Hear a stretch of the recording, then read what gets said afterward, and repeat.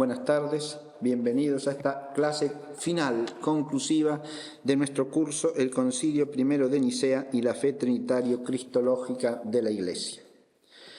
La clase de hoy quiere ser una meditación acerca del Concilio I de Nicea y la Santa Madre Iglesia. Se trata de una reflexión teológica cuya finalidad primaria es vincular todo el tema que hemos ido desarrollando en su contextura histórica, fáctica, en orden a discernir su núcleo doctrinal, que es lo más importante, es decir, el dogma de Nicea, la verdad enseñada por la Iglesia en Nicea.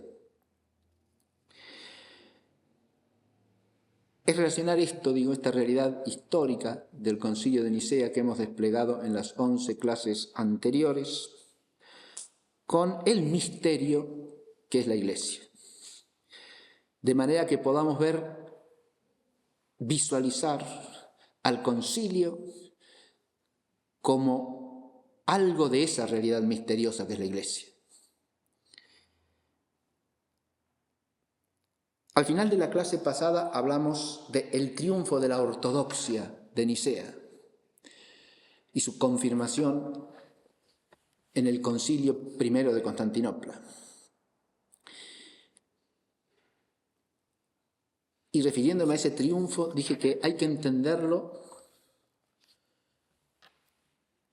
según el misterio de la Iglesia. No es un triunfo en sentido mundano, es un triunfo de la verdad revelada en el marco del tiempo de este mundo y de la marcha de la historia en el tiempo de este mundo, con todas sus complejidades y con su claroscuro permanente. Y para situar esto en una perspectiva teológica, vamos a empezar remontándonos al prólogo del Evangelio según San Juan.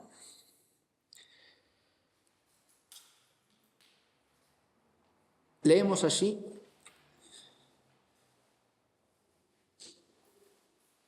tres cosas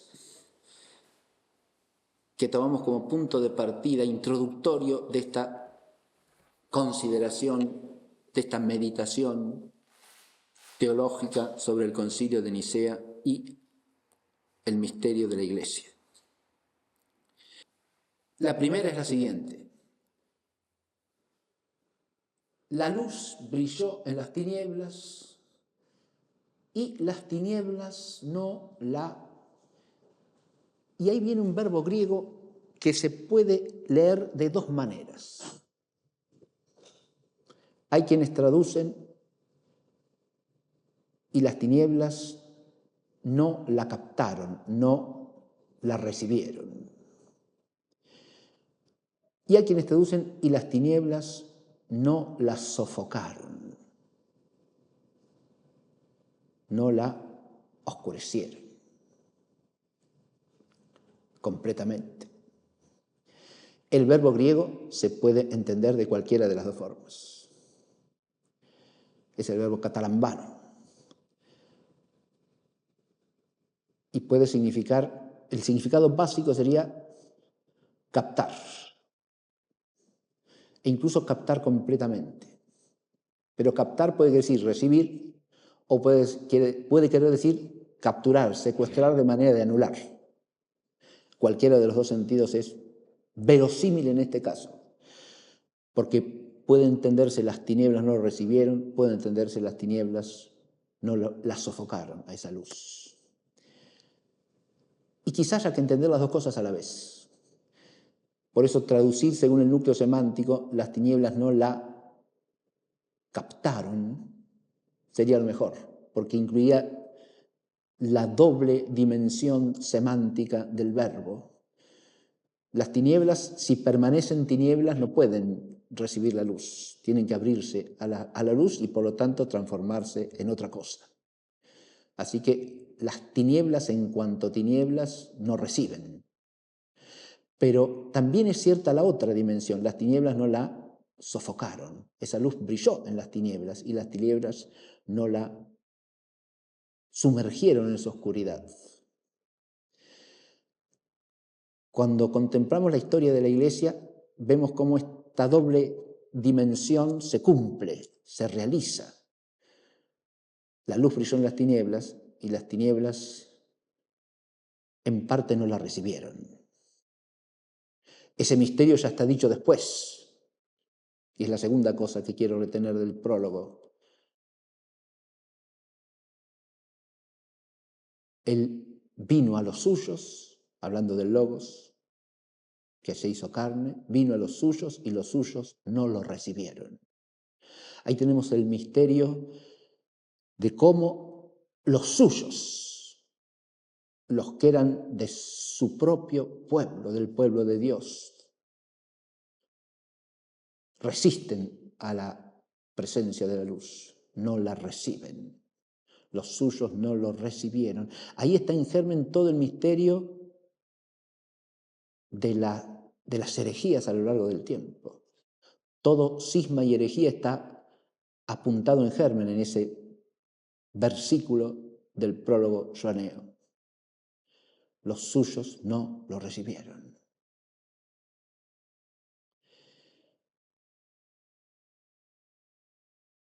Pero al mismo tiempo es cierta la otra dimensión. Las tinieblas no sofocaron a la luz.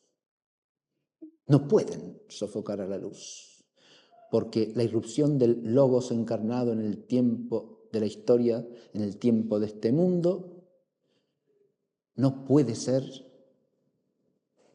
suprimida, eliminada en su eficacia salvífica por ningún poder o potestad de este mundo, porque es la irrupción del poder de Dios en el tiempo de la historia, del poder de que es Señor de todo tiempo y de toda la creación.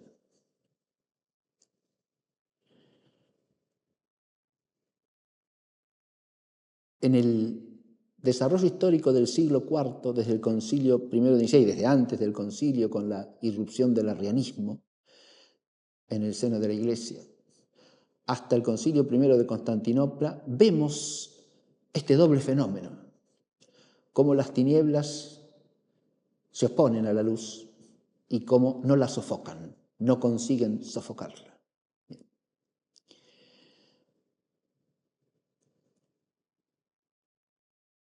No consiguen sofocar la luz del Logos hecho carne, que es el único que nos revela al Padre, porque es el único que lo conoce.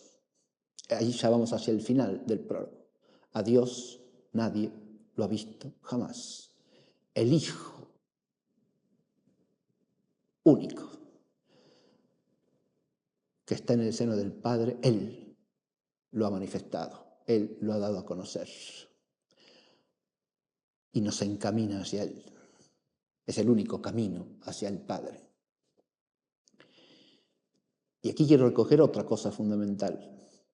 Cuando el concilio I de Nicea, como cualquier otro concilio que defina una verdad dogmática, o sea, una verdad revelada en la plenitud de la revelación por Jesucristo nuestro Señor. Cuando el concilio, del I de Nicea y cualquier otro concilio define una verdad revelada, no hacen otra cosa que sostener el camino, ese camino que es Jesucristo y que nos lleva al Padre. No es una definición puramente intelectual, es una definición con autoridad divina, por lo tanto no es obra de inteligencia humana alguna, sino obra del Espíritu Santo, en la comunión del misterio que es la Iglesia. Obra de la jerarquía apostólica como responsable de conservar la verdad revelada, íntegra, inmutable, plena, completa, sin deformación, sin mutación esencial a lo largo de los siglos hasta que el Señor vuelva. Pero al conservar esa verdad, conservan la presencia del Logos encarnado en el tiempo, su presencia luminosa, radiante, vivificante, transformante. Es parte del misterio de la Iglesia. Esto no es una mera actividad intelectual. Nosotros nos hemos detenido en considerar todos los trasfondos teológicos de las discusiones en torno al concilio, antes del concilio, durante el concilio, después del concilio, entre las décadas que siguen, y eso se podría seguir a lo largo de toda la historia de la Iglesia. Pero esas discusiones hechas en lenguaje teológico, esas elaboraciones de un lenguaje preciso, no son más que un medio, que un instrumento para que esa luz que brilló en las tinieblas permanezca, no sea sofocada.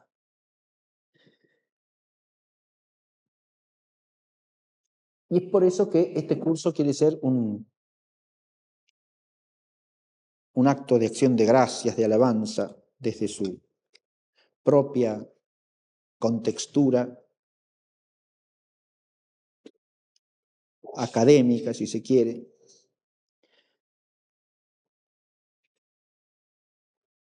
Quiere ser una alabanza del misterio de la Iglesia. Por eso esta introducción la voy a terminar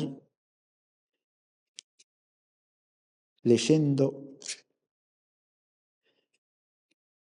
parte de una hermosa alabanza a la Iglesia como madre, que es lo que he puesto en el título de la clase, ¿no? Concilio I de Nicea y la Santa Madre Iglesia.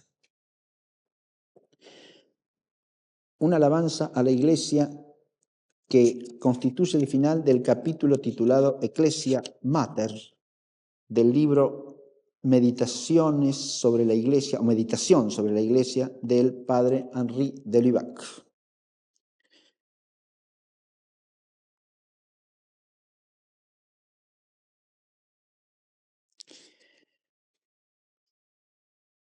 En el mismo capítulo, pero hacia el comienzo del capítulo, encontramos algo que nos sitúa lo que es el eje de esta contemplación que quiero hacer sobre la relación entre la Santa Madre Iglesia y el Concilio I de Nicea. Y es la pertenencia de todos y cada uno de nosotros como fieles cristianos a la Iglesia, a la comunión de la Iglesia, a la comunidad de la Iglesia. Respecto a eso, rememora de Lubac la resonancia que tenía en época patrística la expresión vir ecclesiasticus, o varón eclesiástico. Y dice lo siguiente: en su primera acepción, sin distinción obligada entre clérigo y laico, el eclesiástico, vir ecclesiasticus, significa hombre de iglesia. Él es el hombre en la iglesia, mejor aún es el hombre de la iglesia, el hombre de la comunidad cristiana. Si la palabra en este sentido no puede ser arrancada del todo al pasado, que al menos perdure en su realidad, que ella reviva en muchos de nosotros. En cuanto a mí, proclamaba Orígenes, mi deseo es el de ser verdaderamente eclesiástico. No hay otro medio, pensaba él con sobrada razón, para ser plenamente cristiano. Esto está en perfecta sintonía con aquella famosa sentencia que resuena desde la tradición patrística y que nos dice: nadie puede tener a Dios por padre si no tiene a la Iglesia por madre.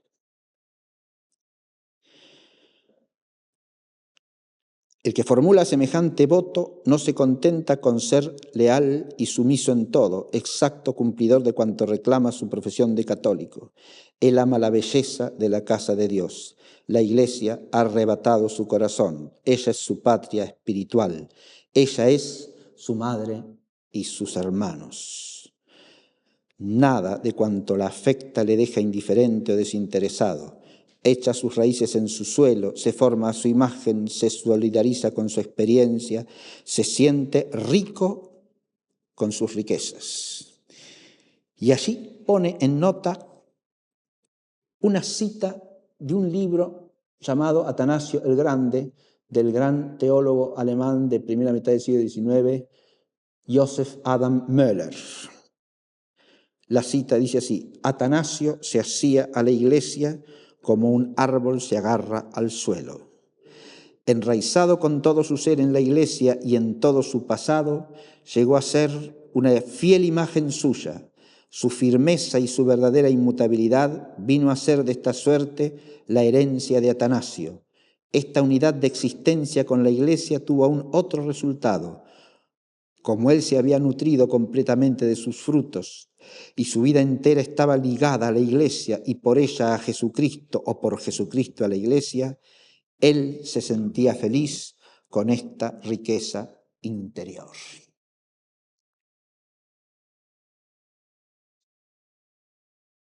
Y desde aquí sí paso a esa alabanza final, que leo fragmentariamente.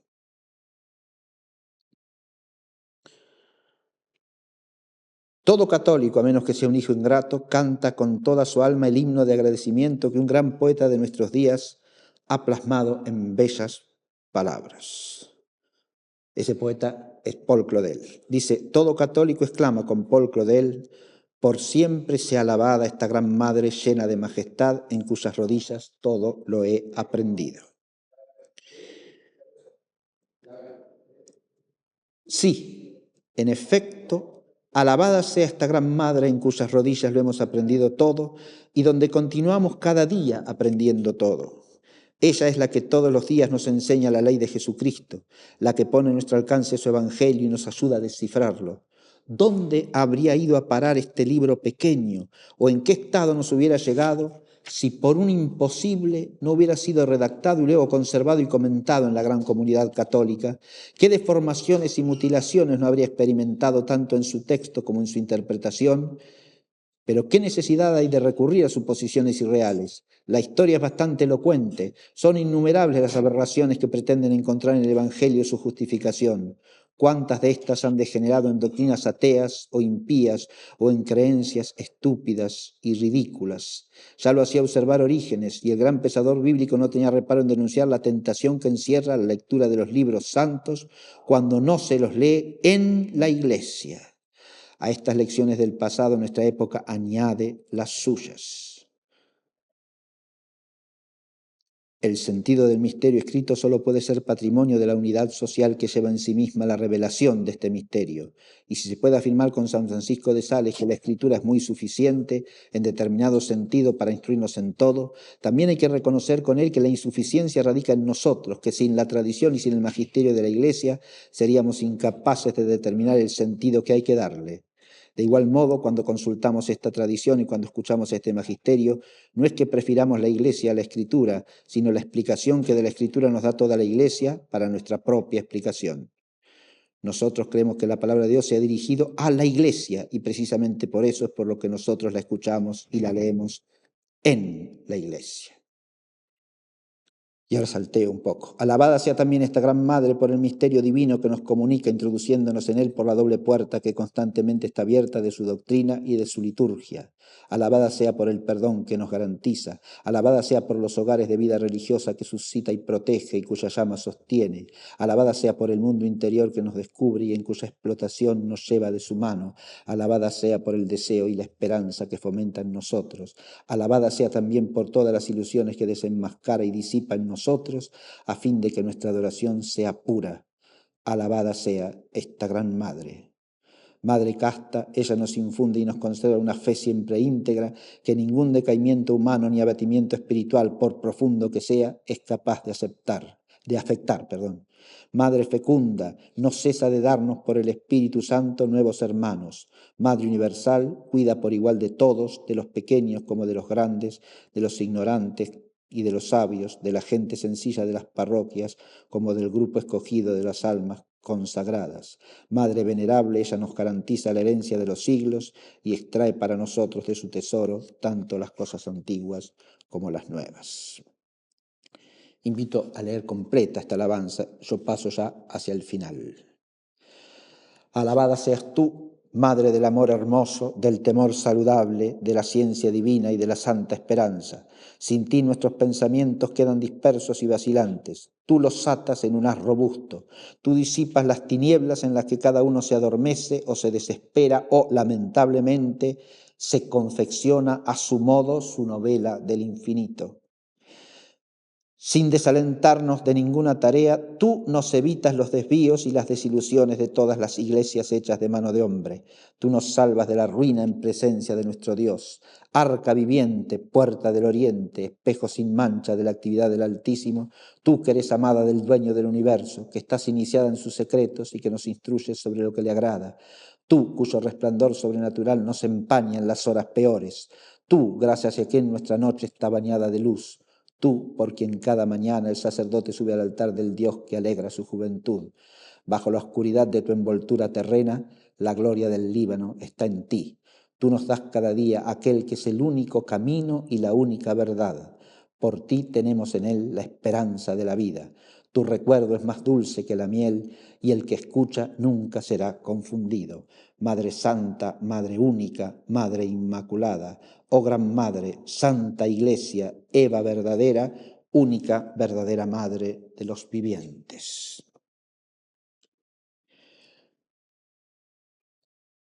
Esta alabanza me sirve de marco a las reflexiones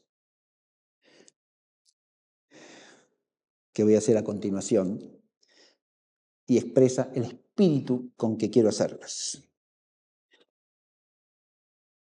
Y señalo que aplicando esta alabanza precisamente al dogma de Nicea, si nosotros leemos el prólogo de Juan, al que hice alusión al comenzar, en la comunión de la Iglesia, como dice aquí de Lubac, entonces ya tenemos el dogma de Nicea. Si el Logos no fuese Dios, no se podría decir de él que en el principio está junto al Padre y que es Dios. Si no fuese Dios, no sería la luz del mundo. Si no fuese Dios, no sería la vida del mundo. Si no fuese Dios, el Logos no podría darnos a conocer al Padre, porque no podría conocer al Padre como el Padre lo conoce a Él, según sus mismas palabras. De manera tal que, si leemos el prólogo en la comunión de la Iglesia, como cualquier pasaje del Evangelio en que se nos manifieste la divinidad del Señor, tenemos el dogma de Nicea. Pero más todavía, si no oímos el homoousios de Nicea, que confesamos y proclamamos cada vez que cantamos el credo en la liturgia, en la comunión de la Iglesia, tampoco entendemos bien el homoousios de Nicea. El homoousios de Nicea se transforma en luz y en claridad si lo recibimos en la comunión de la Santa Madre Iglesia, porque expresa la misma verdad que ha sido revelada y que la jerarquía de la Iglesia, parte del misterio que es la Iglesia, ha proclamado con autoridad divina como dogma de fe de la Iglesia en el Sacrosanto Concilio Ecuménico I de Nicea.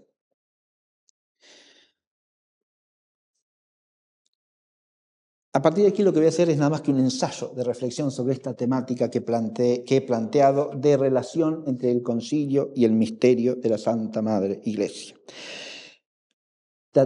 En el esquema que tienen ustedes presente allí, que no voy a seguir rigurosamente porque sería muy largo de exponer, tenemos como punto de partida la Iglesia como misterio y su santidad y maternidad. Es decir, lo primero que hay que hacer es mirar el misterio que es la Iglesia.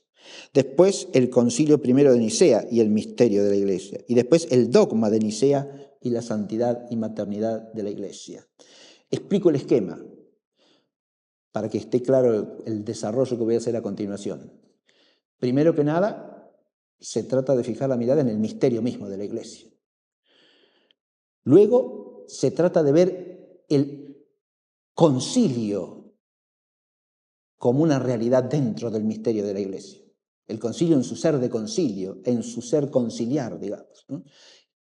El concilio como definidor del dogma, ejerciendo el oficio magisterial de la Iglesia en su forma más solemne y plena. Es decir, manifestando que cierta verdad es una verdad revelada y por lo tanto es una verdad de fe y que quien no la profese no participa de la comunión de la Iglesia. Y por último, el dogma de Nicea y la Santa Madre, es decir, el contenido objetivo de este dogma y su relación con el misterio de la Iglesia. Y el dogma de Nicea es nada menos que el de la divinidad del Señor Jesucristo, es decir, es verdad central relacionada con el misterio trinitario y con el misterio del Verbo encarnado y redentor.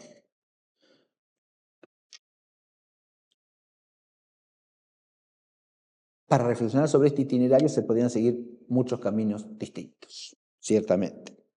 Pero vamos a empezar al hablar de la Iglesia como misterio, o del misterio que es la Iglesia y de su santidad y maternidad, empezando por retomar qué sentido tiene decir que la Iglesia es un misterio. Y para eso, nada mejor que recurrir a la magnífica exposición que hace de la misteriosidad esencial de la Iglesia otro gran teólogo alemán del siglo XIX, que es Matthias Joseph Scheven, en su obra Los misterios del cristianismo. El padre Scheven titula el capítulo 7 de esta obra El misterio de la Iglesia y sus sacramentos, y pone como acápite del capítulo una cita que es de Efesios 5:32. Sacramentum, y entre paréntesis pone el término griego que usa Pablo, mysterion, hoc magnum est, ego autendico in Cristo et ecclesia. Este es un gran misterio, yo lo digo, de Cristo y la Iglesia.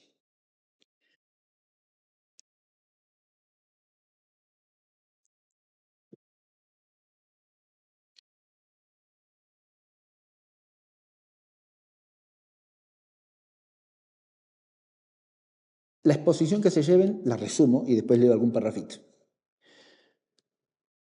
Se centra primero en afirmar el carácter de misterio que tiene la Iglesia, porque es una realidad esencialmente sobrenatural. Lo cual no implica que no tenga una dimensión visible, sino lo contrario. Porque el misterio que es la Iglesia no puede entenderse sino a partir del misterio que es Cristo. Y así como el misterio de Jesucristo tiene una dimensión visible y una dimensión invisible a los ojos humanos, lo mismo pasa con el misterio que es la Iglesia. Tiene una dimensión visible, que es necesaria, que es parte esencial de su ser, pero esa dimensión visible no agota la realidad de la Iglesia, que en su entraña más profunda, dice Scheven, es esencial e íntegramente sobrenatural.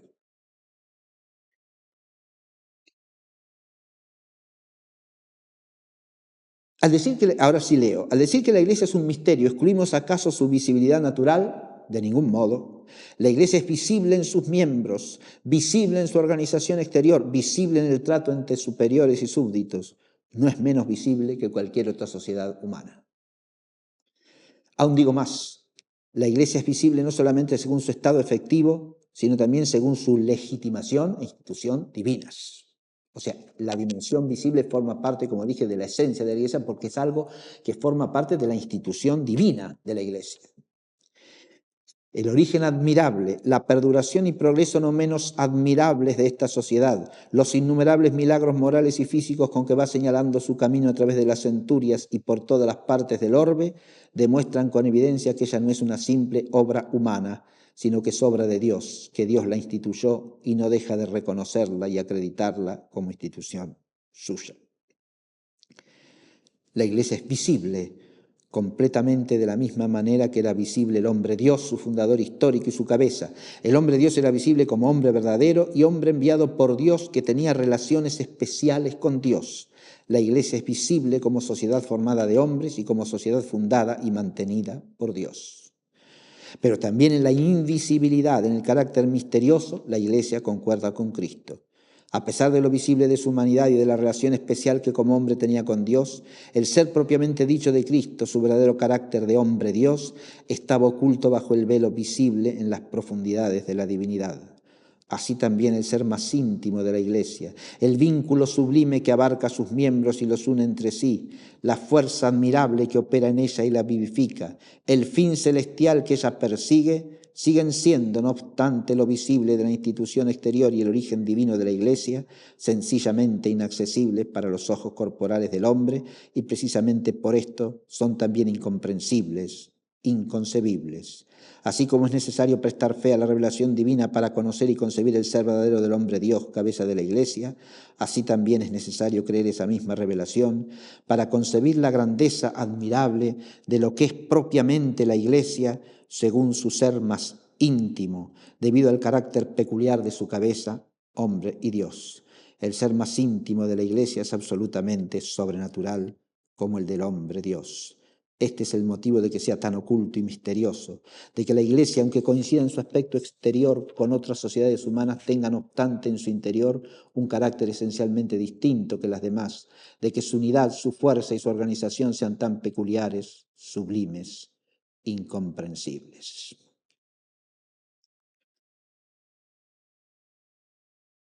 Y luego hace una exposición magnífica, que no me voy a detener a leer, de cómo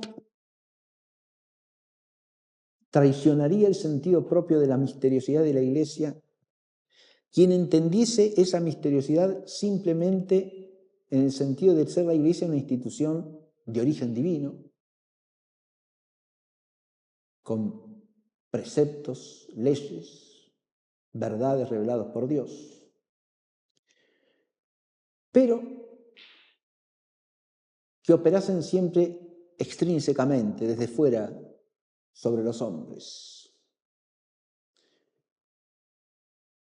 Obviamente está apuntando al modo extrinsecista típico del protestantismo de concebir el misterio de la Iglesia. Así como ha apuntado al decir que es visible contra la presunta invisibilidad de la Iglesia. Después apunta contra qué? Contra el carácter meramente extrínseco de la obra divina en el mundo. El misterio alcanza su plenitud solamente cuando entendemos que la Iglesia es el cuerpo de Cristo, en que el Espíritu Santo enviado por el Padre y el Hijo vivifica todos y cada uno de los miembros de ese cuerpo y los transforma, los transfigura, haciéndolos nueva creación por la gracia de Cristo. Cuando entendemos la vida sacramental como realización de esa comunicación eficaz de la gracia a los hombres. Cuando entendemos la jerarquía apostólica como misterio al servicio de la ejecución del sacerdocio de Cristo en el tiempo, del magisterio de Cristo en el tiempo de la historia hasta que Él vuelva, y del gobierno de los fieles como pastoreo hasta que Él vuelva. Si no entendemos nada de eso, desaparece el misterio. Por más que conservemos alguna idea de revelación, de libros divinamente inspirados, de enseñanzas a los hombres, desaparece el auténtico misterio que es la Iglesia. Y fíjense que esto se relaciona directamente con lo que queremos hacer, es relacionar esto con el Concilio de Nicea, ¿no? El Concilio de Nicea es una realidad misteriosa en el misterio que es la Iglesia. Primero, en su ser propio de concilio, porque como dijimos, es ejercicio de una acción misteriosa, por la cual, a través de la presencia vivificante del Espíritu Santo, que garantiza la continuidad de la presencia de Cristo, revelante en medio de los miembros de la Iglesia y por lo tanto para todos los hombres, que se dispongan a convertirse al Señor. Esa presencia vivificante es misterio, porque es una realidad intrínsecamente sobrenatural, cuando opera a través de la jerarquía como acción magisterial, no humana, sino teándrica y esencialmente divina, porque es la palabra de Dios lo que está siendo enseñado allí. Es la verdad revelada por el mismo Verbo encarnado, lo que es conservado, sostenido, transmitido permanentemente en esa acción magisterial de la Iglesia. Si perdemos de vista esto, no podemos ni nombrar el Concilio I de Nicea en lo que es, en su ser verdadero, en su ser auténtico. Pero esto también se aplica al tercer aspecto del esquema que presenté de entrada. El dogma de Nicea no se puede entender separándolo de este misterio que es la Iglesia.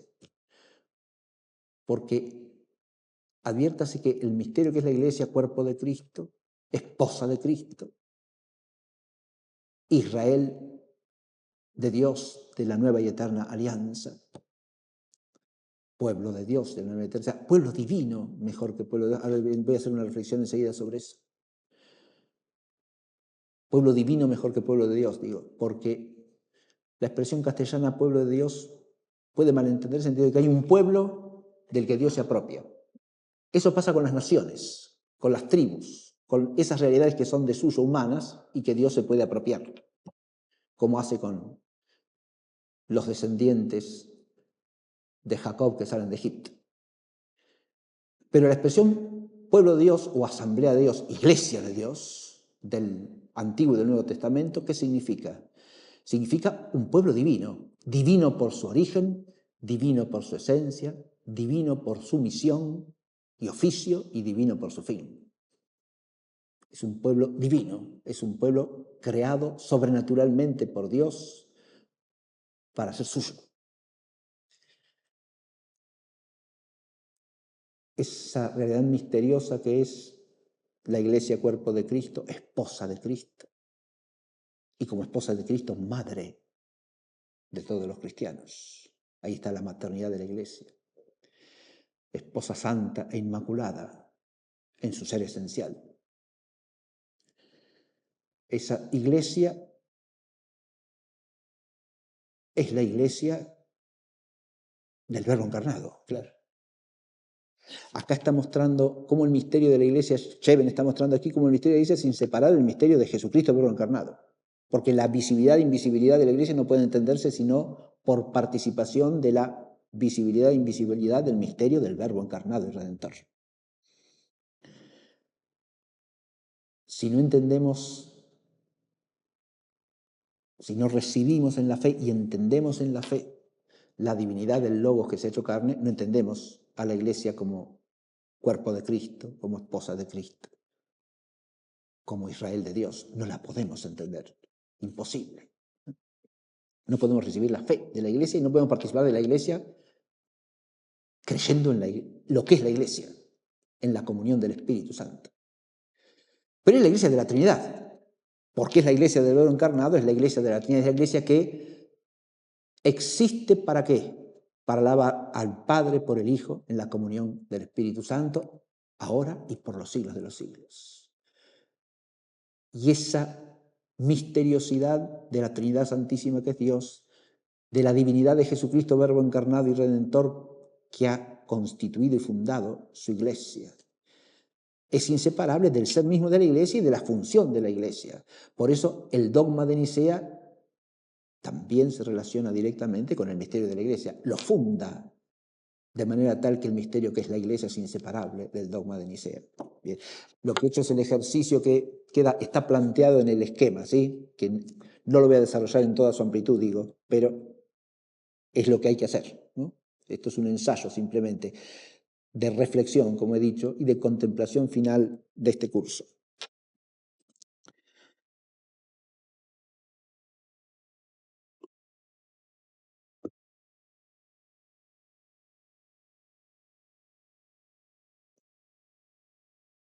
Dejo la lectura de Cheven, pero los insto a leer toda la parte del capítulo dedicada a exponer lo que es el misterio de la Iglesia.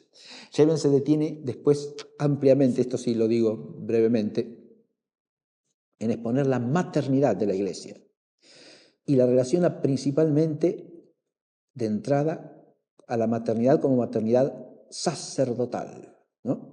Maternidad que se realiza en todos los oficios sacerdotales de la Iglesia, es decir, el oficio de santificar por los sacramentos y en torno a ellos celebrar el culto propio de la Iglesia, el oficio de enseñar y el oficio de regir, que están ligados al sacerdocio desde la constitución de la autoridad apostólica, por nuestro Señor Jesucristo, ¿bien? Por el vínculo esencial entre autoridad apostólica y sacerdocio. Y eso afecta directamente a la Iglesia que hace de madre y de maestra en todo concilio ecuménico que enseña la verdad de la fe y define dogmas de fe.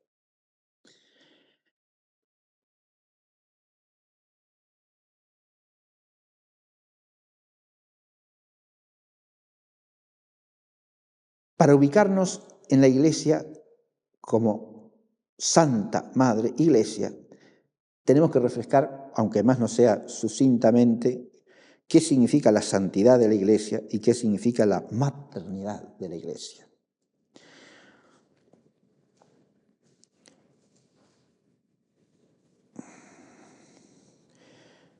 Cuando hablamos de santidad, lo primero que tenemos que recordar es que el término santo, tomado en su sentido y en su resonancia propios de la tradición bíblica, es en primera instancia un atributo divino.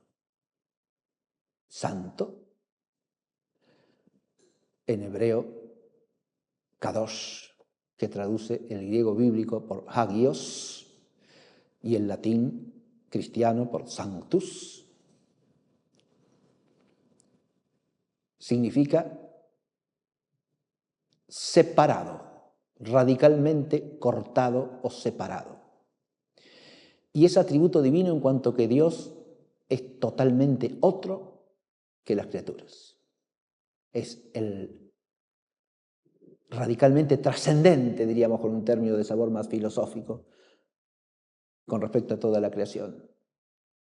No se puede reducir a criatura alguna, ni a la totalidad de las criaturas, porque las trasciende radicalmente en su ser infinitamente perfecto. Es el santo. Ese ser totalmente trascendente y otro que tiene Dios respecto de cualquier criatura es la raíz de la actitud del creyente frente a Dios. El hombre de fe frente a Dios se sitúa como el que está ante el santo y por lo tanto está ante él en una primera instancia con temor y temblor.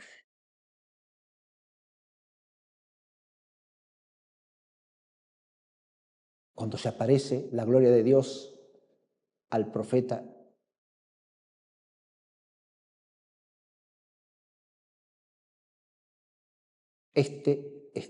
se cubre el rostro y exclama aterrorizado: he de morir porque he visto a Dios. Es decir, esa realidad trascendente cuando irrumpe entre los hombres los sobrepasa de tal manera que nos estremece hasta el fondo de nuestro ser, ¿no? Y es el don de Dios el que nos purifica para poder vivir en su presencia y estar con Él. Es su condescendencia la que nos eleva para que podamos participar del misterio que es Él.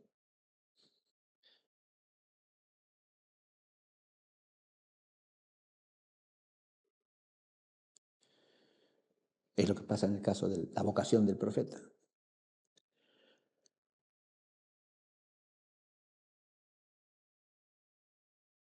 Por eso nuestro Señor Jesucristo muchas veces a los discípulos les tiene que decir: no temáis.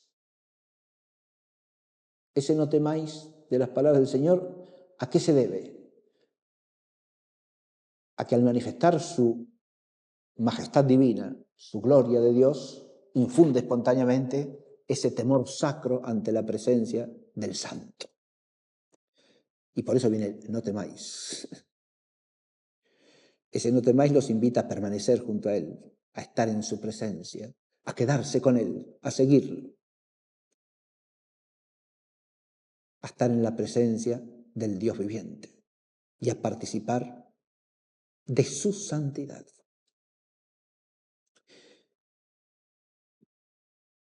Si partimos de aquí cuando decimos que la Iglesia es santa, también aludimos a algo que es estremecedor en última instancia. La Iglesia es santa porque es la casa de Dios, como decía en la alabanza Henri de Lubac. Es la puerta del cielo. Es el templo en el que Él está presente. Y por eso es totalmente otra que cualquier cosa del mundo. Y si no, no es ella misma. Pero por eso también está sujeta como el pueblo de Israel en el desierto, ya esto nos lo revela la Sagrada Escritura del Antiguo Testamento, a la tentación de querer ser igual a los demás. Lo mismo le pasa al pueblo de Israel luego cuando se presenta ante Samuel para pedir, queremos tener un rey como tienen todos los demás pueblos. Es una tentación constante del Israel de Dios.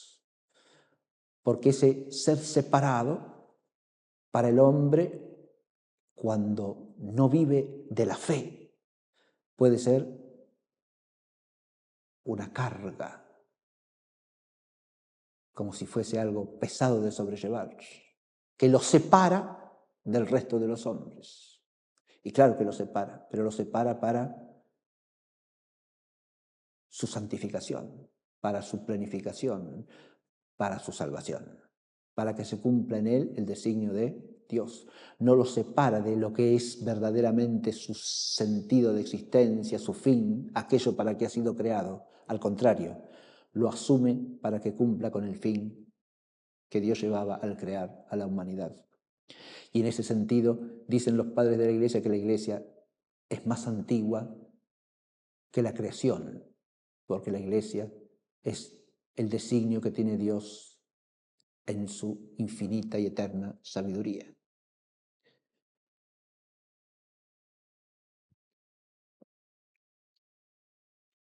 Santidad quiere decir luego divinización, santificación.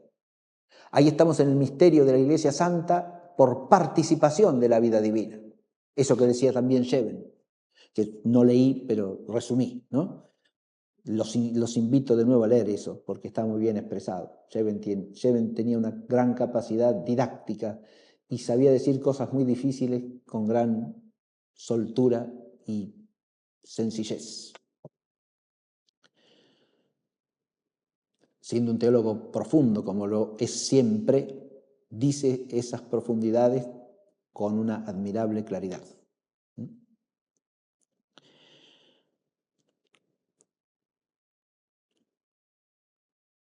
La Iglesia es santa porque es santificada por su Señor, porque la vida de la cabeza se comunica a los miembros y se comunica intrínsecamente por participación eficaz, La Iglesia es vivificada por el Espíritu del Señor. La Iglesia es hecha partícipe de la vida divina y los miembros de la Iglesia somos morada del Dios unitrino, porque recibimos al Espíritu en su templo y morada, que es la Iglesia, y con el Espíritu viene en nosotros a habitar el Padre y el Hijo.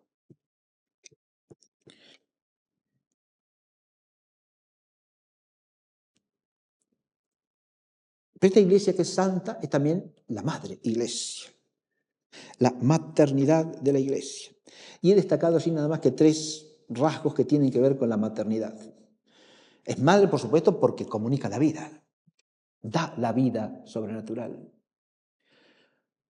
Podemos confesar interiormente y profesar exteriormente el dogma de Nicea porque hemos recibido en la fuente bautismal la gracia santificante y la fe de la Iglesia, de la que nos gloriamos de profesar, ¿no? Que nos hace capaces de profesar el homoousios de Nicea.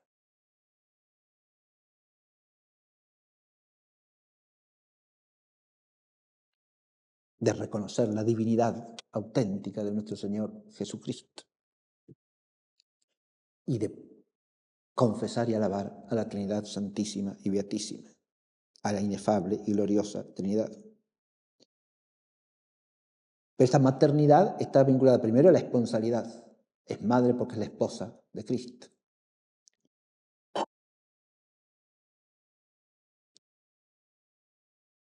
esa esponsalidad misteriosa también va ligada. Recordemos que San Pablo dice que el matrimonio es un gran misterio, sacramento, porque es participación de la unión que tiene Cristo con su Iglesia como esposa, ¿no? Es decir, la esponsalidad nos recuerda además, tiene una larguísima tradición esto de la esponsalidad que remonta también al Antiguo Testamento, ¿no?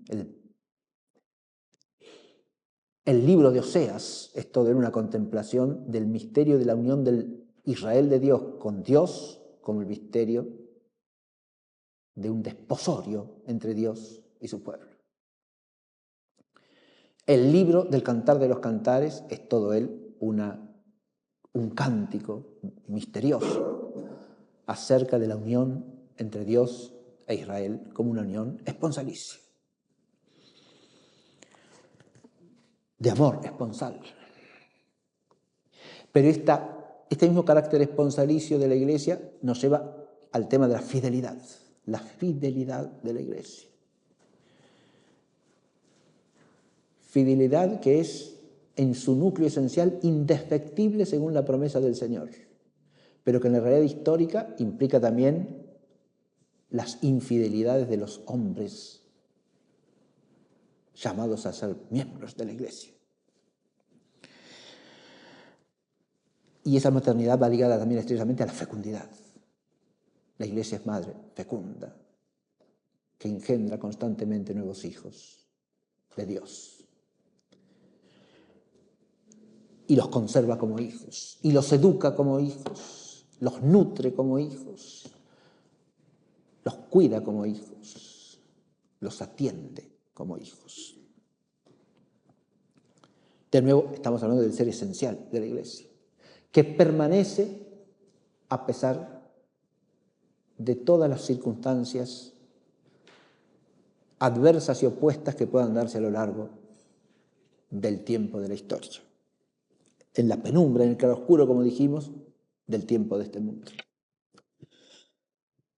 Sobre el misterio de la maternidad de la Iglesia, recomiendo leer a un autor que es el primero en escribir una síntesis sistemática de teología sobre la Iglesia. Me refiero a Fray Juan de Torquemada, de la Orden de Predicadores, gran teólogo de la primera mitad del siglo XV, cuya Summa de Ecclesia, así se llama su obra más célebre y con razón, es el primer tratado sistemático y sintético de eclesiología en la historia de la teología. Eso quiere decir que la reflexión teológica sobre el misterio de la Iglesia empiece con él, no estoy diciendo eso. Obviamente existe ya en el Nuevo Testamento, existen los santos padres de la Iglesia, estoy hablando de una obra que es una síntesis sistemática exclusiva, o sea, monográfica, sobre el misterio que es la Iglesia.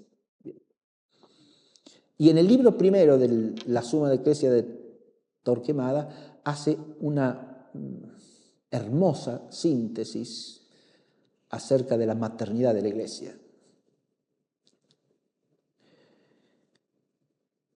Y desarrolla todas las figuras del Antiguo Testamento, ¿no?, en que podemos ir viendo por anticipado a la Iglesia Madre, ¿no?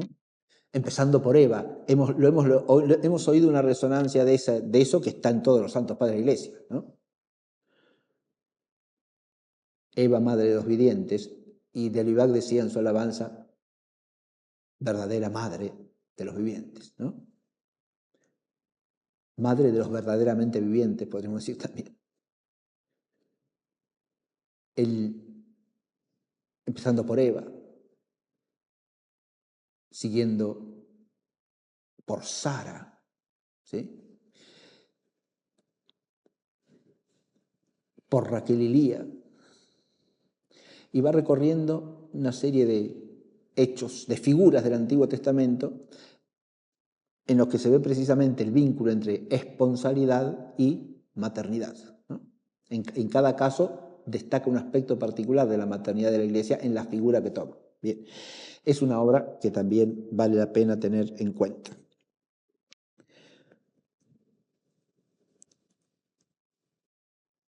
Esta Santa Madre Iglesia, cuando hablamos de la Santa Madre Iglesia, hablamos de la santidad y maternidad de la Iglesia juntamente, ¿no? Y es una forma de hablar muy típica de nuestra lengua castellana, hasta tal punto que mencionar a la Iglesia en buen español es hablar de la Santa Madre Iglesia, ¿no? Es una expresión que hoy día no se usa tanto, desgraciadamente. Habría que reflexionar por qué, pero ha caído en cierto desuso, lamentable. La Santa Madre Iglesia. Ese desuso podría tener ciertos fundamentos en la realidad objetiva de las circunstancias históricas, pero es lamentable que perdamos en el corazón el uso de esa expresión, ¿no? Que perdamos de vista este vínculo en la fe con el misterio de la Santa Madre Iglesia. Porque si como miembros de la Santa Madre Iglesia tenemos un profundo amor por la verdad revelada y por lo tanto celo por la ortodoxia de la fe, no tenemos que perder nunca de vista que esa verdad de la fe no viene de nosotros, ni la hemos conquistado por nuestra cuenta, sino que la hemos recibido en el seno de la Santa Madre Iglesia, y en ese mismo seno estamos llamados a conservarla siempre. Y en este sentido, la ortodoxia de la fe es inseparable del misterio de la Iglesia. La fe verdadera es inseparable del misterio que es la Iglesia. Y nuestra exposición acerca del Concilio I de Nicea si ha tratado de mostrar algo, no sé si lo ha conseguido, pero si ha tratado de mostrar algo, es a través de todas las circunstancias de la historia y de la complejidad de las discusiones y de las elaboraciones teológicas y de las terminologías acerca del misterio, mostrar precisamente cómo es la Iglesia, la Santa Madre Iglesia, la depositaria, la transmisora, la maestra y por lo tanto madre en la verdad de la ortodoxia de los fieles.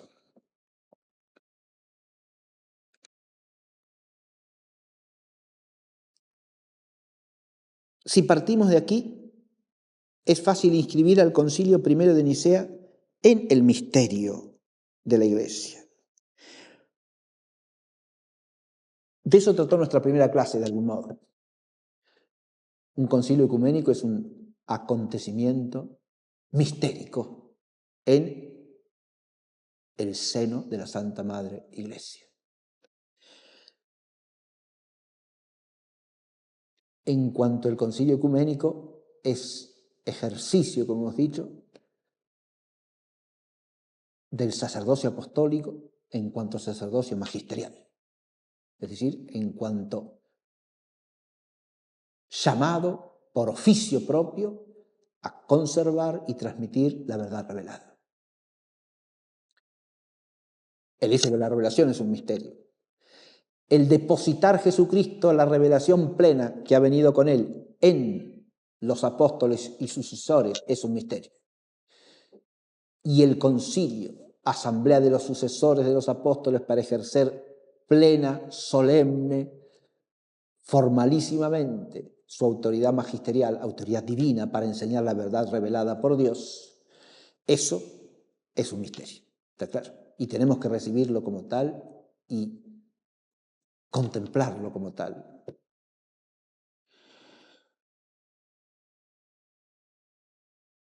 Ese vínculo del concilio con el magisterio es esencial a todo concilio. Y como esencial que es lo que pone el sentido, la significación, el alcance, la dimensión y el valer de un concilio ecuménico. cuya jerarquía estará dada precisamente ¿por qué? Por su contribución al magisterio, es decir, a la transmisión constante de la verdad revelada, a la defensa de esa verdad, a la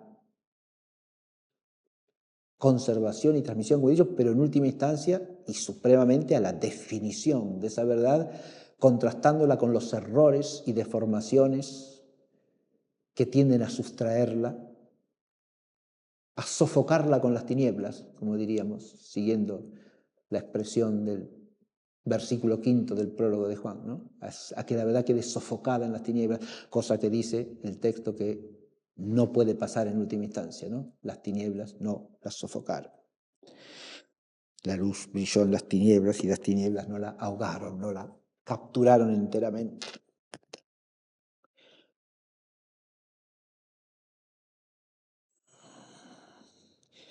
Pero ese magisterio está todo él al servicio ¿de qué? No de sí mismo, ciertamente, sería un absurdo esto. Está al servicio de la verdad revelada. Aquí podríamos desarrollar esta temática ampliamente y conviene en los tiempos actuales hacerlo, conviene siempre profundizar en cualquier verdad de fe, pero a veces las circunstancias concretas hacen que ciertas profundizaciones sean más necesarias que otras, pero el vínculo que tiene el magisterio con la verdad revelada es esencial. El magisterio no tiene oficio de revelar nada. Y esto la Santa Madre Iglesia lo ha enseñado siempre. El magisterio de la Iglesia no tiene función reveladora. Está para conservar el depósito y transmitirlo incólume. Y extraer de él toda su riqueza, eso sí, explicitar todo lo implícito en el tesoro del depósito, ciertamente que sí, pero sin añadirle ni quitarle nada.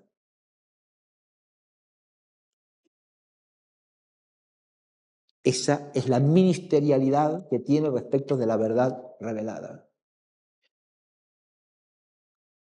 Pero para llegar a enlazar la función de los concilios con el dogma de Nicea, recordemos que esa verdad revelada en sentido cristiano nos remite, por supuesto, a todo el depósito de la revelación, pero en última instancia nos remite a lo más misterioso del misterio, porque la verdad misma es una persona, es Jesucristo, el Verbo encarnado. Él es la verdad y la vida. Y es el camino de la verdad y de la vida.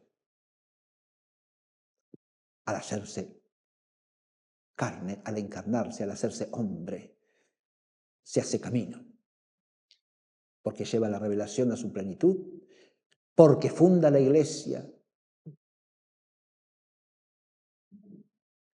como medio universal de salvación y como comunión de los redimidos.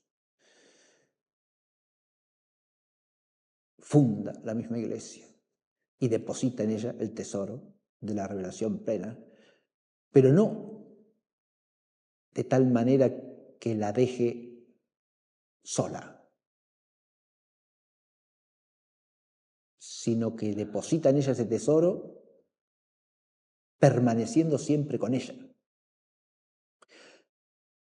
Aquí tiene que resonar en nuestros oídos y en nuestros corazones el final del Evangelio según San Mateo.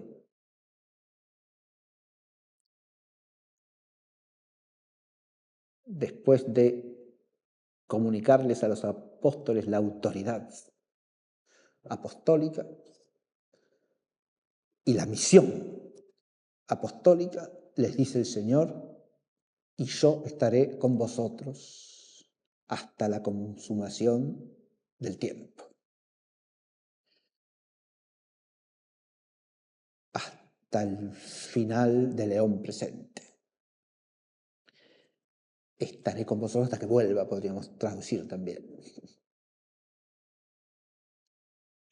Y ese estar el Logos encarnado con su iglesia. Implica la presencia permanente de la cabeza en el cuerpo.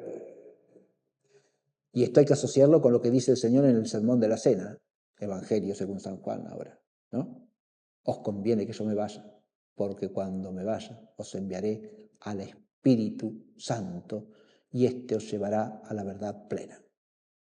Es el don del Espíritu el que hace presente constantemente a Jesucristo cabeza en su cuerpo, que es la Iglesia. Y con el Espíritu, por el don del Espíritu Santo, persona divina enviada también, no encarnada, pero sí enviada por el Padre y por el Hijo, al núcleo inicial de la Iglesia, es decir, a la Iglesia que termina de nacer por ese envío del Santo Espíritu. Ese Espíritu es el que nos permite decir Abba, Padre, dice San Pablo. Y nos permite llamar a Jesucristo Señor, es decir, reconocer su divinidad. Ese Espíritu es el que nos introduce en la fe trinitaria y en la vida de la Trinidad participada en nosotros. El concilio hay que verlo como un concilio del Logos encarnado, y ahí vemos la misteriosidad del hecho conciliar, y como un concilio de la Iglesia que es de la Trinidad. Y ahí vemos al concilio primero de Nicea en el misterio de la Iglesia, como un concilio que profesa la divinidad del Señor Jesucristo, como un concilio que alaba al Padre y al Hijo y al Espíritu Santo, y que en el símbolo en que expresa la fe de la Iglesia manifiesta primariamente la fe en Dios Padre, en Dios Hijo y en Dios Espíritu Santo, es decir, la fe en la Trinidad Santísima y Beatísima. Pero el concilio de Nicea no se relaciona solo con la Santa Madre Iglesia como hecho en el misterio, hecho mistérico en el misterio. En cada uno de estos puntos no me detengo, los he mencionado, más estos puntos que ven en el esquema, cada uno de ellos está puesto para reflexionar en eso, simplemente. Cómo el hecho que es el concilio podemos contemplarlo como misterio respecto de la misteriosidad del magisterio, de la misteriosidad de la verdad revelada, de la misteriosidad del Logos encarnado y de la misteriosidad de la Santísima Trinidad presente en la Iglesia y en el concilio. Pero ahora el último tema es el dogma de Nicea y la santidad y maternidad de la Iglesia.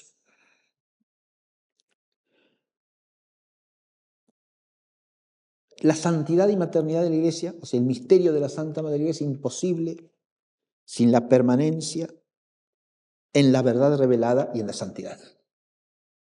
Claro. Verdad revelada y santidad van ligados esencialmente. Porque precisamente la verdad revelada es una verdad que nosotros no somos capaces de alcanzar por nosotros mismos. Es una verdad totalmente otra, separada de lo que nosotros como seres humanos tenemos a nuestro alcance como verdad. La verdad naturalmente cognoscible, para decirlo en los términos de la recta teología, ¿no? Y en los términos del Concilio Vaticano I, que ha definido dogmáticamente la relación entre fe y razón. Las verdades de fe trascienden las verdades de razón. Son verdades santas. Y esto conviene recordarlo en un mundo que tiende a despojar la verdad de toda santidad, a reducirla a una mera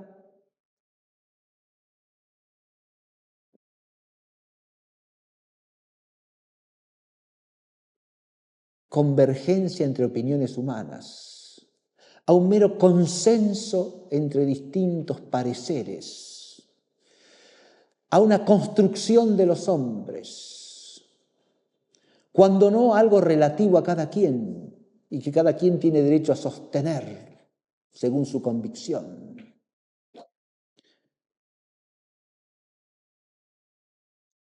Quien pretenda que toda verdad es solo eso, ha perdido por completo el sentido de la verdad revelada.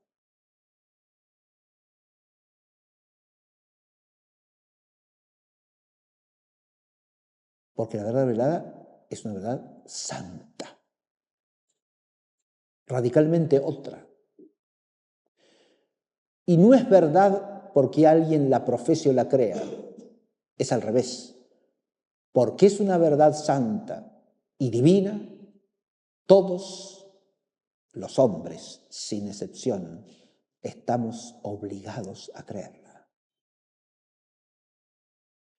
Perder de vista el sentido de la verdad revelada y de la santidad de la verdad revelada, de nuevo es no entender lo que es un concilio ecuménico, y es no entender el concilio ecuménico primero de Nicea, arquetipo, o mejor prototipo, de todo concilio ecuménico, como hemos dicho también al comienzo de este curso.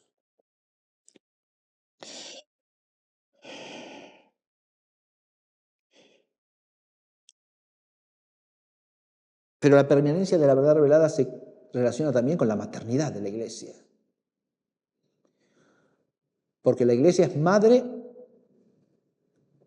haciéndonos nacer por la luz de la verdad que comunica como partícipes de la verdad divina y santa. Es decir, santificándonos por la comunicación de la fe que nos hace partícipes de la verdad revelada. Y es madre alimentándonos con esa verdad, nutriéndonos en ella, al predicarla, al explicarla, al anunciarla, al defenderla de todo ataque y de todo error,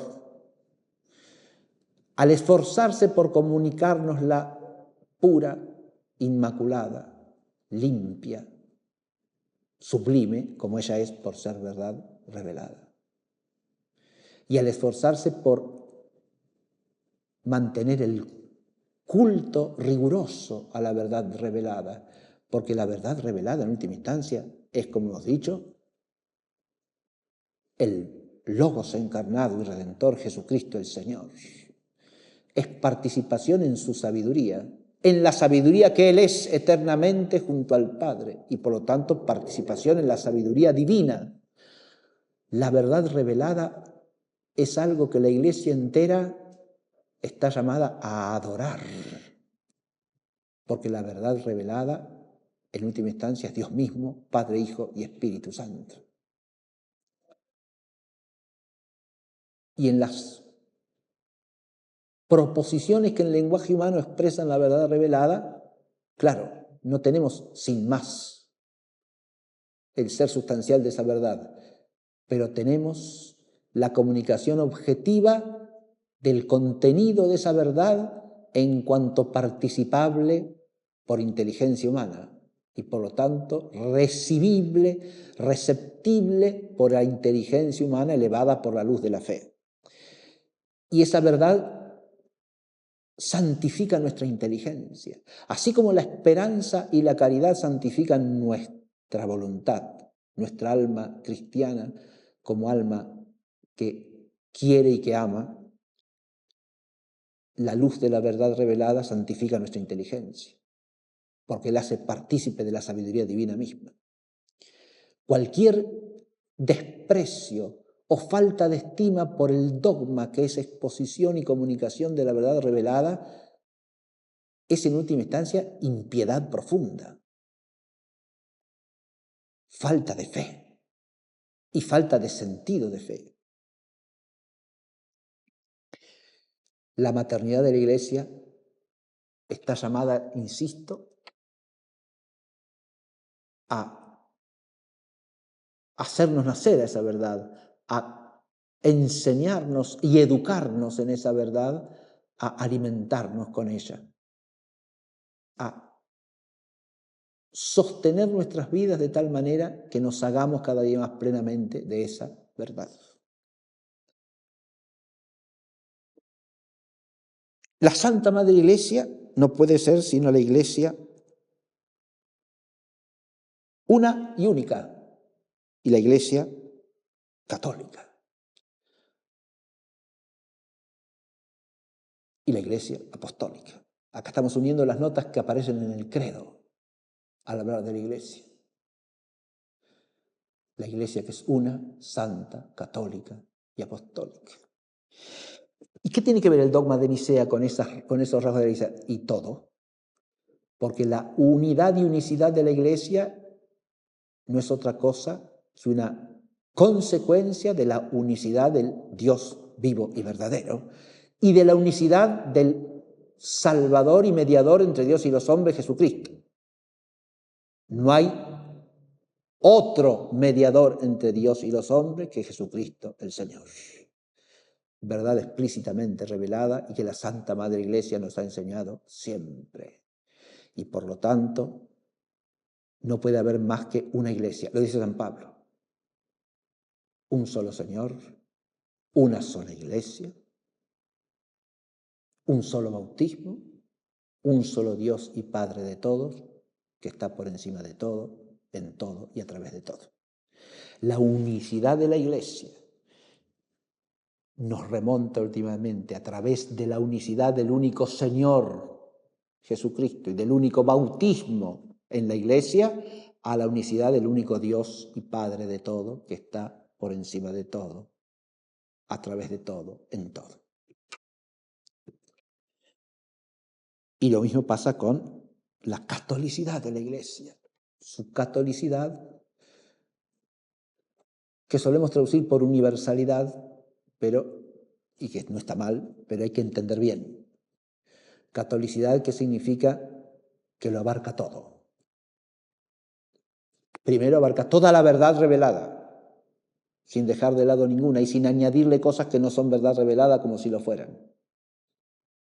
Es el primer holon que hace la Iglesia Católica.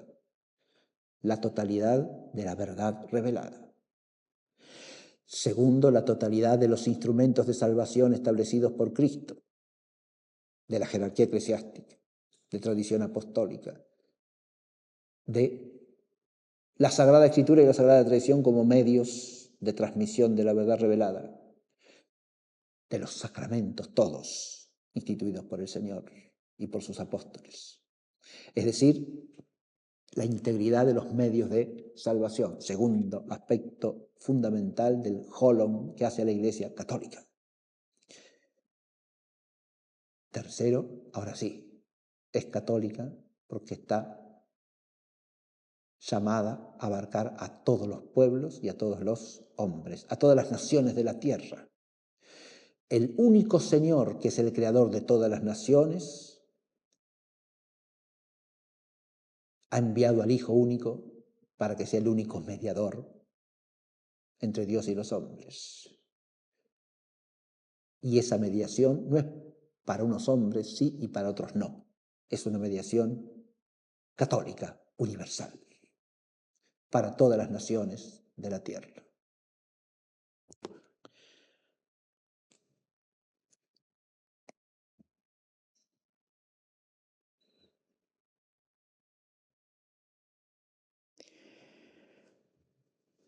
Y esta Santa Madre Iglesia se vincula últimamente con el carácter de apostólica de la Iglesia, ¿no? La Iglesia es apostólica. ¿Qué quiere decir esto? Que echa sus raíces en la plenitud de la institución divina del apostolado por Jesucristo el Señor. Y vive de la plenitud de la revelación confiada por Jesús a sus apóstoles, transmitida en las Sagradas Escrituras y en la Sagrada Tradición. Y garantizada en cuanto a la constante e indefectible transmisión de la verdad por la función magisterial confiada a los apóstoles y a sus sucesores. Y ahí está el Concilio I de Nicea. Por último, después de estas notas que nos recuerdan que la Santa Madre Iglesia es la Iglesia una, santa, católica y apostólica, la Iglesia una, católica y apostólica, conviene que reparemos también en el vínculo entre la Iglesia y el Espíritu Santo, ¿no? El hecho de que al concilio primero de Nicea le siga el concilio primero de Constantinopla podría considerarse como una casualidad histórica, como una contingencia. Y en cierto aspecto lo es, pero es mucho más que eso. Es mucho más que eso porque enseñar que Dios es Padre y es Hijo, sin enseñar la divinidad del Espíritu Santo, es mutilar la fe de la Iglesia, es mutilar la profesión de fe de la Iglesia, es no enseñar el credo completo, que desde el principio de su formulación, que arraiga en la fórmula bautismal confiada por Jesucristo a sus apóstoles, bautizándolos en el nombre del Padre y del Hijo y del Espíritu Santo, y de ahí la triple profesión de fe en el bautismo, creo en Dios Padre, y en el Hijo y en el Espíritu Santo. Eso es lo que da origen a la estructura básica del credo, de los credos más antiguos, de los símbolos de fe más antiguos, son todos triádicos, como hemos expuesto en otros cursos hace tiempo, ¿no? Los símbolos más antiguos son todos símbolos triádicos, ¿no?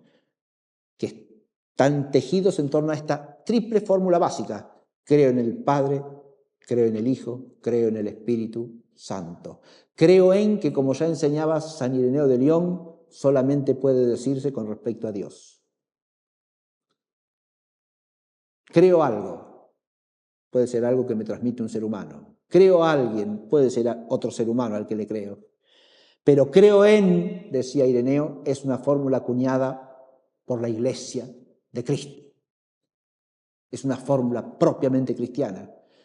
Creo en el Padre, creo en el Hijo, creo en el Espíritu Santo, está expresando, dice San Ireneo, que entregamos a Dios la totalidad de nuestro ser, reconociéndolo como quien es. Y eso solamente puede hacerse con respecto a Dios. Y si creemos en alguna persona que no sea persona divina, dice San Ireneo, incurriremos en idolatría. Adviértase cómo el concilio de Nicea, primero de Nicea, pide de alguna manera, reclama, exige el concilio primero de Constantinopla. Cómo en la lógica de las tinieblas, que también tiene su lógica, el rechazo de la divinidad del Hijo desemboca en el rechazo de la divinidad del Espíritu Santo. Ya estaba en Arrio eso. Y Macedonio no hace más que retomar a Arrio. Y por eso el concilio primero de Constantinopla no es más que la continuación y confirmación del concilio primero de Nicea.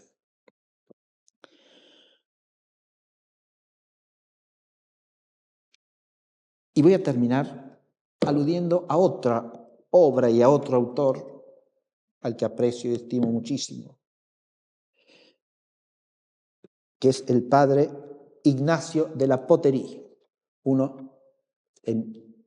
en mi parecer, uno de los mejores exégetas de los últimos 100 años, que une una gran sagacidad y rigor exegéticos con una sólida formación teológica. Uno de los grandes dramas y hasta tragedias de la exégesis más reciente es la disociación y hasta el divorcio procurado y querido entre exégesis bíblica y teología dogmática y especulativa. Y eso es la muerte de la exégesis.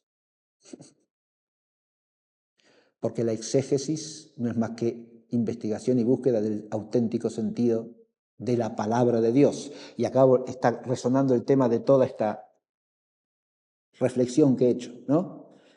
Si separamos esa indagación de la fe de la Iglesia, de la luz de la fe en la comunión de la Santa Madre Iglesia, de los dogmas de la Iglesia, la estamos matando, la estamos asesinando, la estamos extraviando.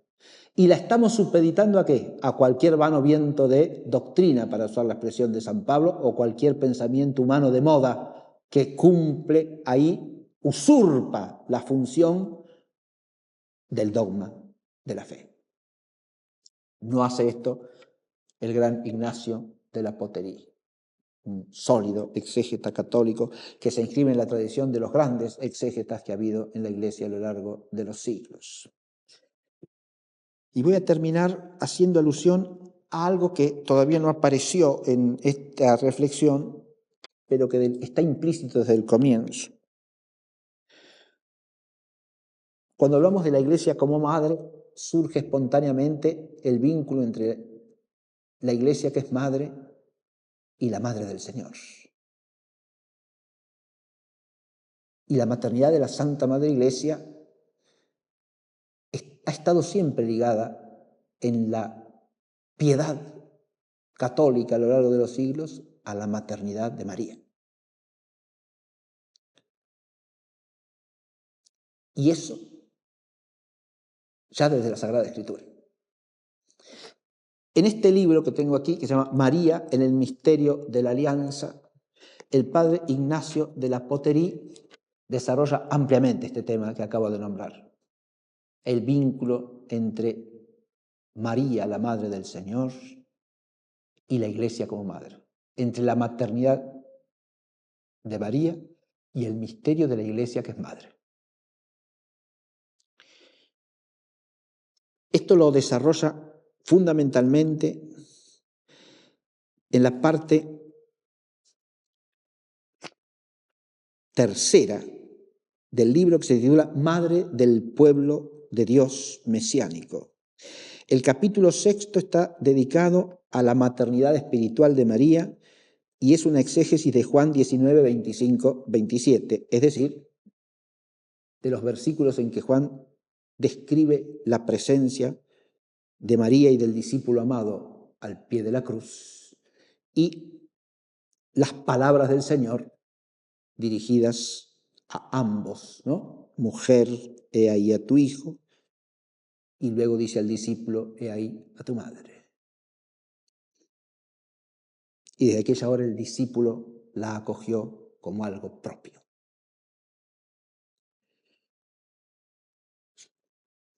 No me voy a detener en eso, porque lo que voy a referir sucintamente y de lo que voy a leer una partecita muy breve, es de la parte cuarta que corresponde al capítulo 7.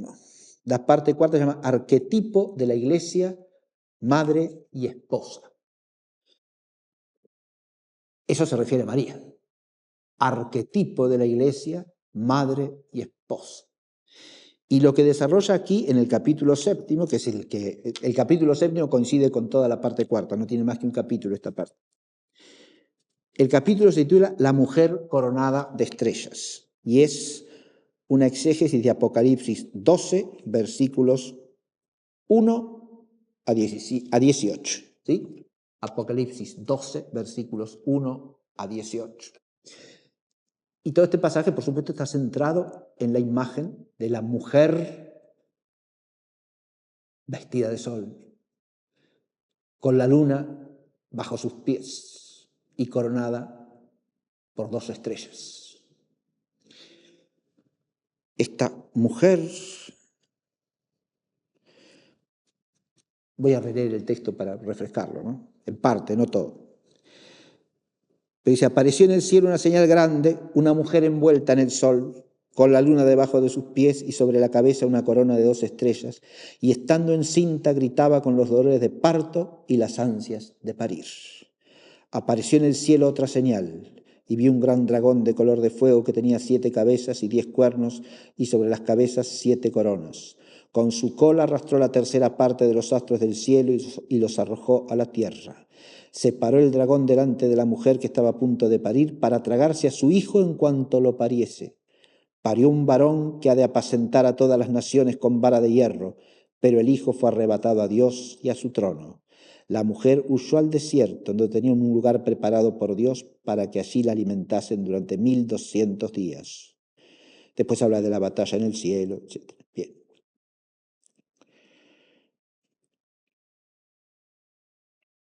Y como el dragón es precipitado en la tierra y se da a perseguir a la mujer que había parido al hijo varón.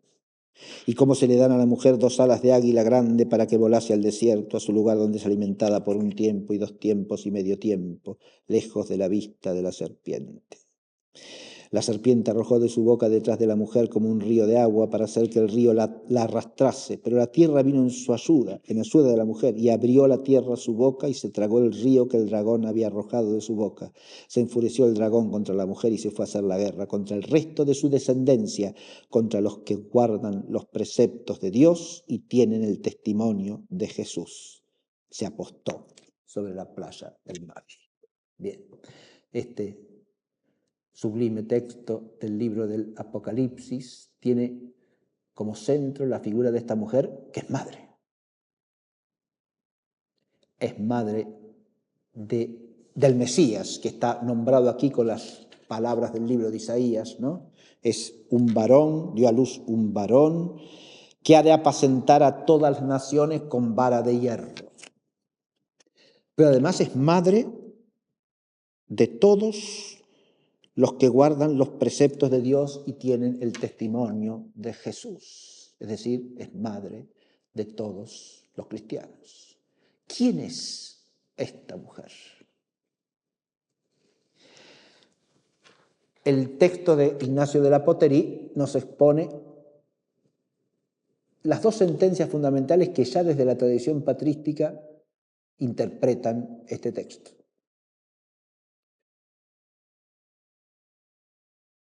En la época patrística hay una tesis prevalente, amplísimamente prevalente. Esta figura de la Iglesia, esta figura de la mujer es la Iglesia. Es lo que se llama la interpretación eclesiológica.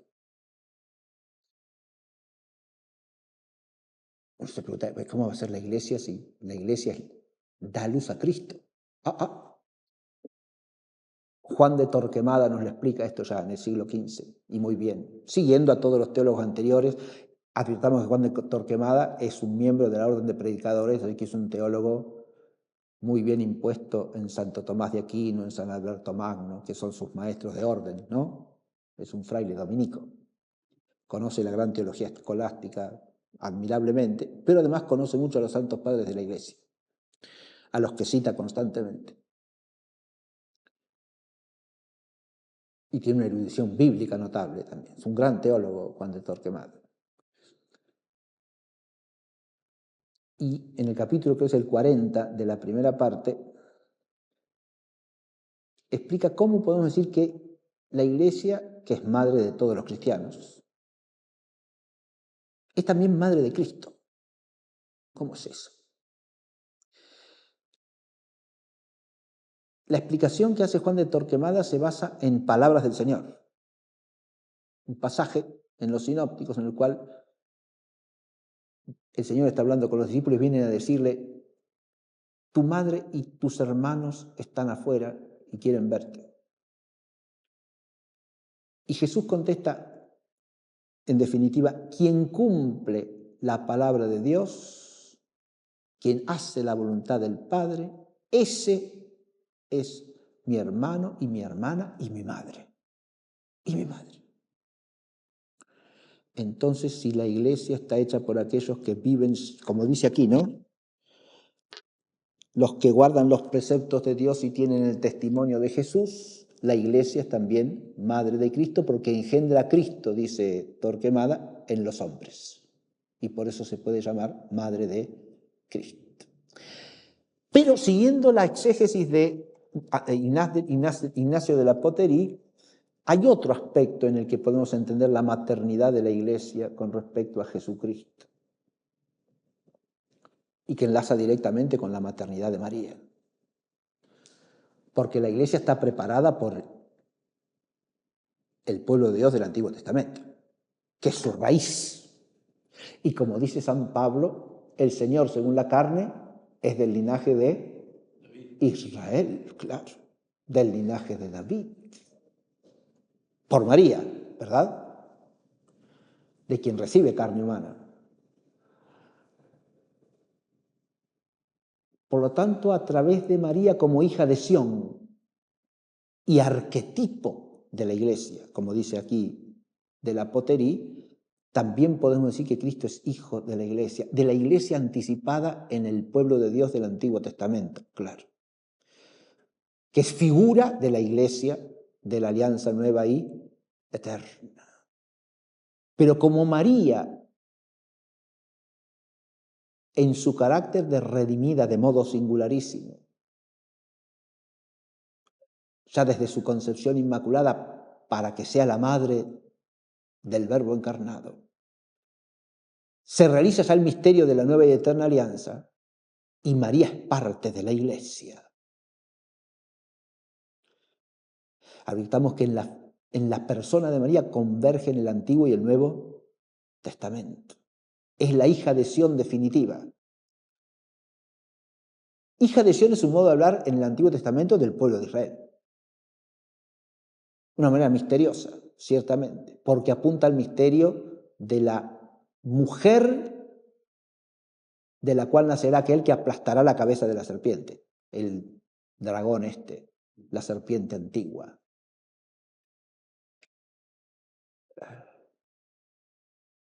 De manera que en María, de manera misteriosa, ya está la iglesia. ¿Sí? Y si Jesucristo es hijo de María, también por eso puede llamarse hijo de la iglesia y la iglesia madre de Cristo.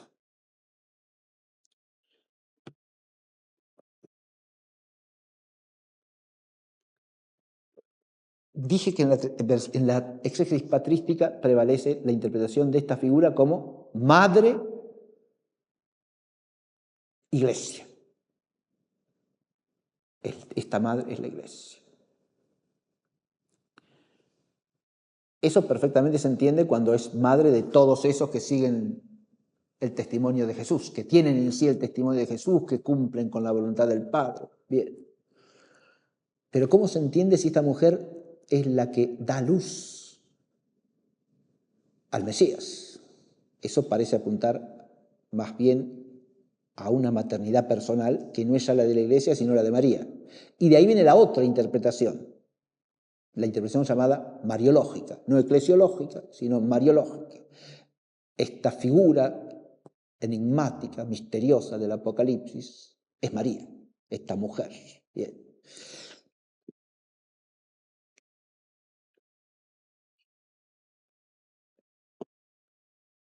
Ignace de la Poterie trata de sostener una tesis según la cual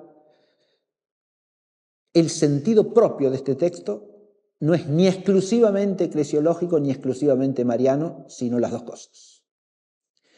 Y para eso hace pie en algo importantísimo, que es el vínculo de todo el libro del Apocalipsis con el misterio pascual de Cristo. Eso lo explica claramente, brevemente, no me voy a detener en eso, pero parte de la tesis de Corsini, sostenida en una conferencia en Roma en el año 1981, según la cual la clave primaria para entender adecuadamente el libro del Apocalipsis es no entenderlo básicamente como un libro escatológico, sino más bien como un libro relacionado al misterio pascual de Jesucristo. De la Poterie sostiene que, de nuevo, no hay que mantener una tesis exclusivista acá, sino que hay un carácter evidentemente escatológico, pero que no se puede entender bien si se desvincula esa escatología del misterio pascual de Cristo. Y que en eso acierta Corsini. Pero esa tesis de Corsini le ilumina a él en particular este pasaje. Porque este pasaje habla de una cuestión que a veces se puede malentender fácilmente. Dice: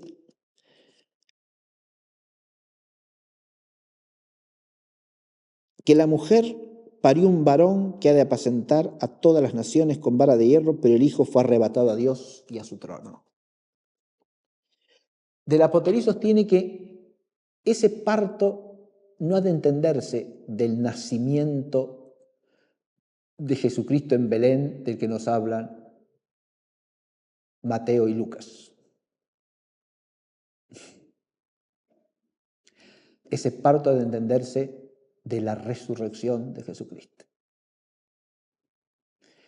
Y si uno atiende las razones que da para eso, que son razones exegéticas de mucho peso, vinculando el Apocalipsis con el Evangelio de Juan, con hablar de la resurrección como nacimiento, cosa que hacen tanto Juan como Pablo,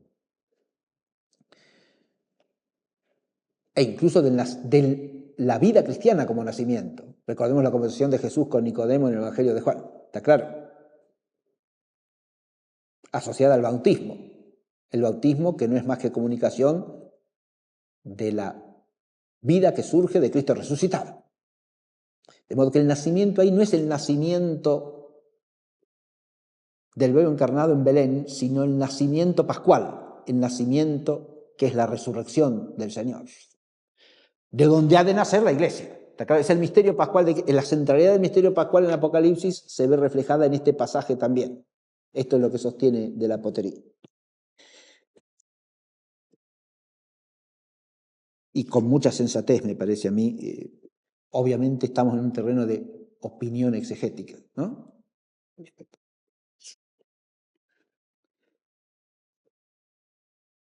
Pero lo que él quiere sustentar es una tesis fundamental, que es la de la convergencia en la imagen de la mujer, de la Iglesia y de María.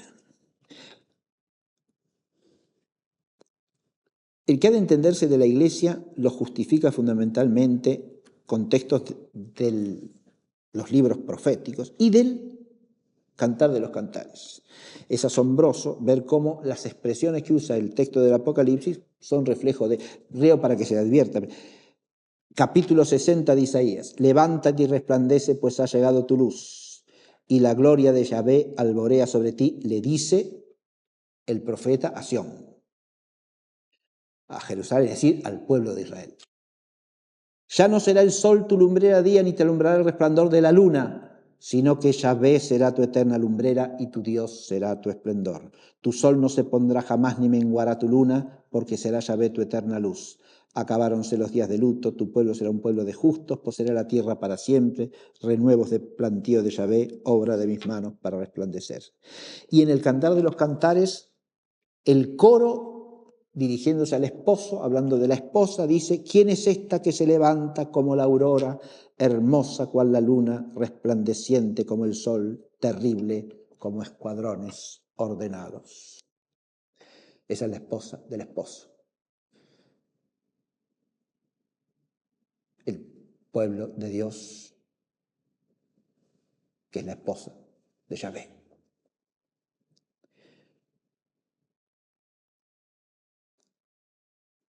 En la imagen de la mujer, ¿qué sí que está vestida de sol? Dice, ahí el símbolo es claro. La luz del sol es la gracia de Dios, ¿sí? Está revestida del resplandor, no tiene luz propia, recibe la luz del sol, está revestida de sol, como la iglesia recibe la luz de Cristo. ¿Esto se puede decir de María también? Claro, es la llena de gracia, sí.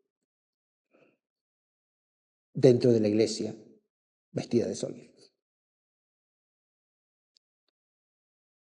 De todas las personas que constituyen la iglesia, por debajo de su cabeza, que es Cristo, persona divina encarnada, de todas las personas humanas de la iglesia, la más luminosa de todas es ella. Y la única que es madre de la cabeza. Y por lo tanto también madre de los miembros engendrados por la gracia de la cabeza, ¿no? Fíjense que la especulación teológica refuerza esto que, según de la potería, está ya contenido en el texto del Apocalipsis, es decir, la maternidad de la iglesia y la maternidad de María como estrictamente vinculadas entre sí. ¿Qué significa la luna bajo los pies?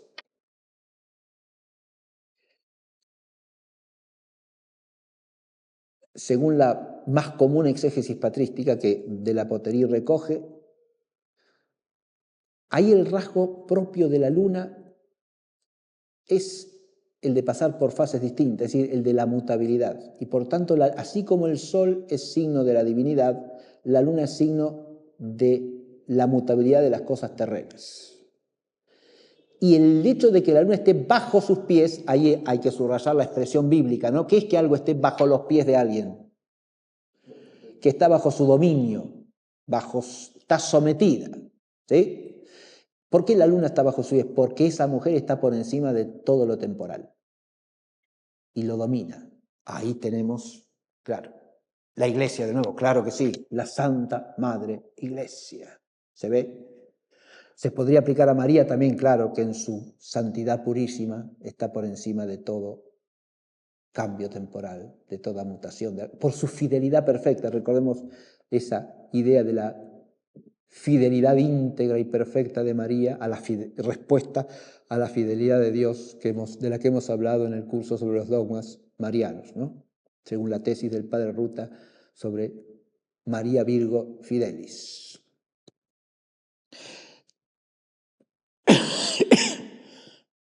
Y la corona de 2 estrellas, también según la interpretación común que viene de los padres, alude a los 12 apóstoles. Es un símbolo que además está en el Apocalipsis reiteradamente y en toda la Escritura.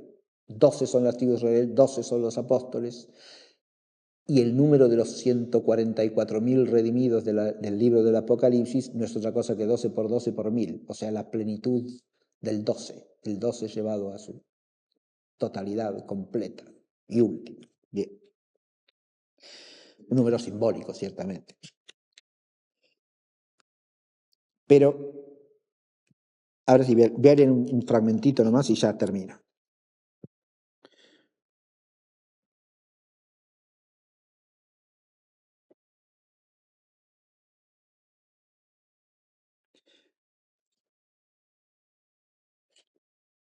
La imagen del segundo versículo es la de la mujer en trance de dar a luz. A primera vista se da un violento contraste entre esa penosa situación de la mujer y la que se describe en el versículo anterior. O sea, esa mujer vestida de sol, con la luna bajo sus pies, coronada de 2 estrellas, es de golpe la mujer que está en trance de parir.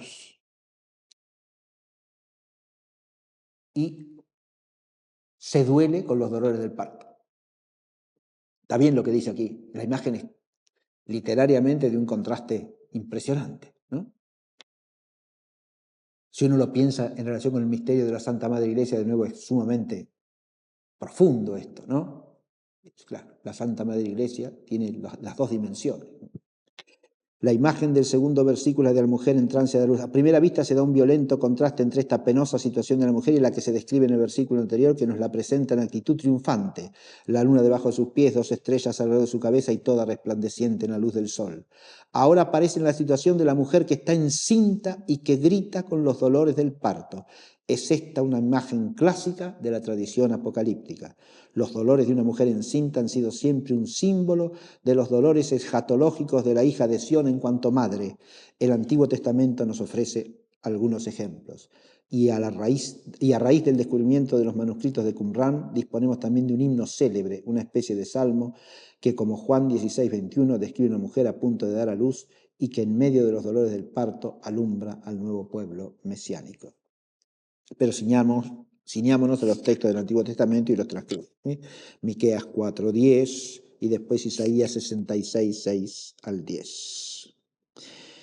Pero ¿quién es el varón que la mujer da luz? Con la mayoría de los comentaristas debemos admitir sin duda que designa al Mesías. Jesús, como pone de manifiesto en la frase que sigue inmediatamente, la cita de un versículo del Salmo 2 que describe el drama mesiánico. Es él el que ha de apacentar a todas las naciones con vara de hierro. Salmo 2, versículo 9, según la versión de los 70. Pero ¿de qué alumbramiento se trata? Ya lo hemos dicho, este nacimiento mesiánico no es el que relatan los evangelios de la infancia, sino el que tiene lugar en la mañana de Pascua.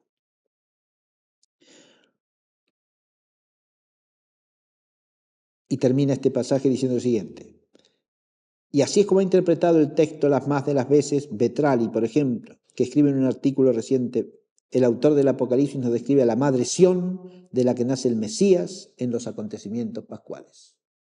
La madre Sión, de la que nace el Mesías en los acontecimientos pascuales. El Mesías que de este modo obtiene el dominio sobre todas las naciones y sobre toda la historia.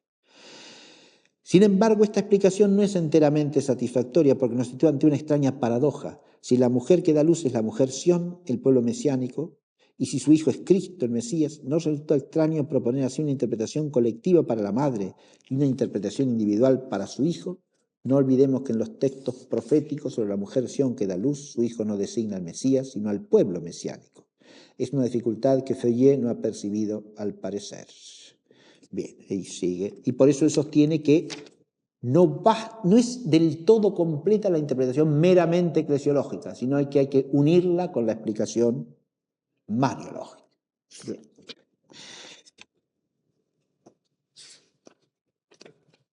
Quería remontarme a esta imagen del Apocalipsis y a la lucha descrita en este pasaje del Apocalipsis para inscribir allí precisamente el vínculo entre la Santa Madre Iglesia y el Concilio I de Nicea. Y por eso voy a terminar con algo que aparece al final del capítulo 7 del libro María en el misterio de la alianza de Ignace de la Poterie.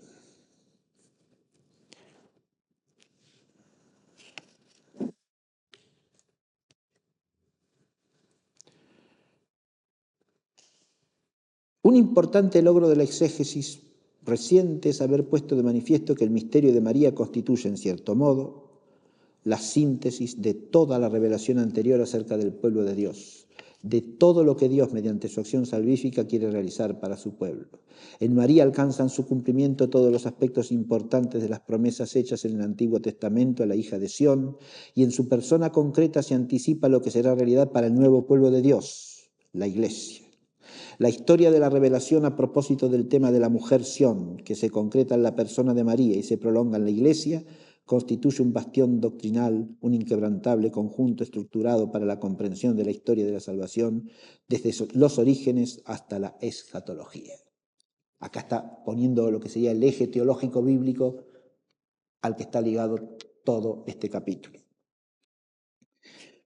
Una visión del misterio de María bíblicamente fundada, eclesiológicamente integrada y estructuralmente desarrollada, proporciona pues una imagen cabal de la realización concreta de todo el misterio de la alianza.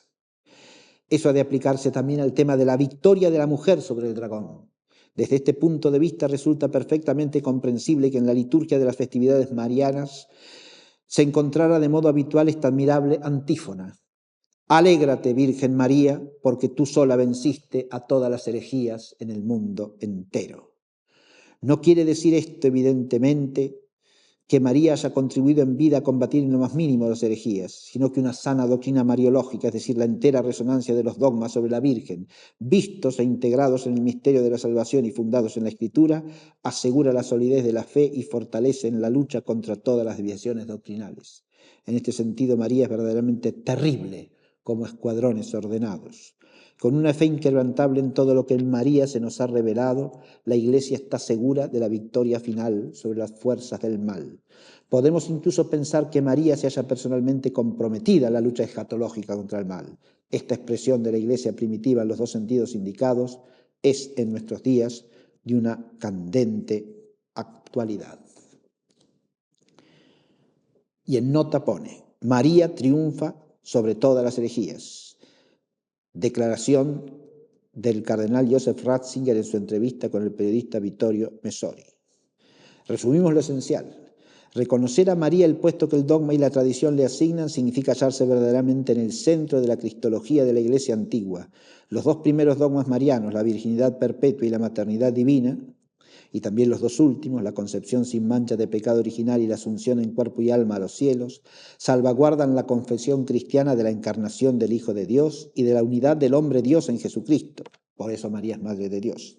Y salvaguardan también la fe hoy amenazada en Dios Creador, y este es uno de los significados de la concepción virginal de María y de la Asunción, que puede intervenir libremente sobre la materia.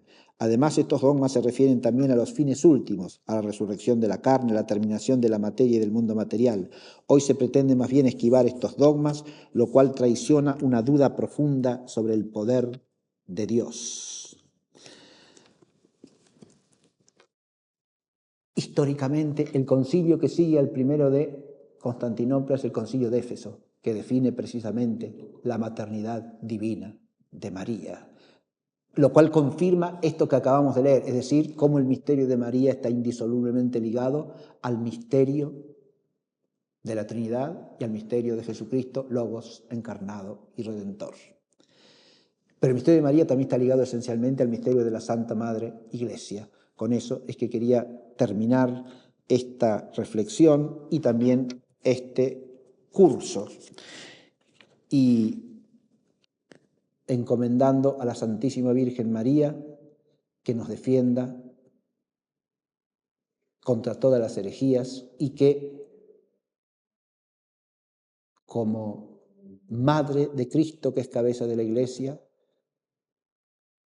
haga fluir sobre todos los miembros la gracia del Hijo en la comunión del Espíritu para gloria del Padre Todopoderoso, de manera que la Iglesia pueda siempre permanecer victoriosa sobre todas las herejías. Muchas gracias y nos veremos la próxima, si Dios quiere.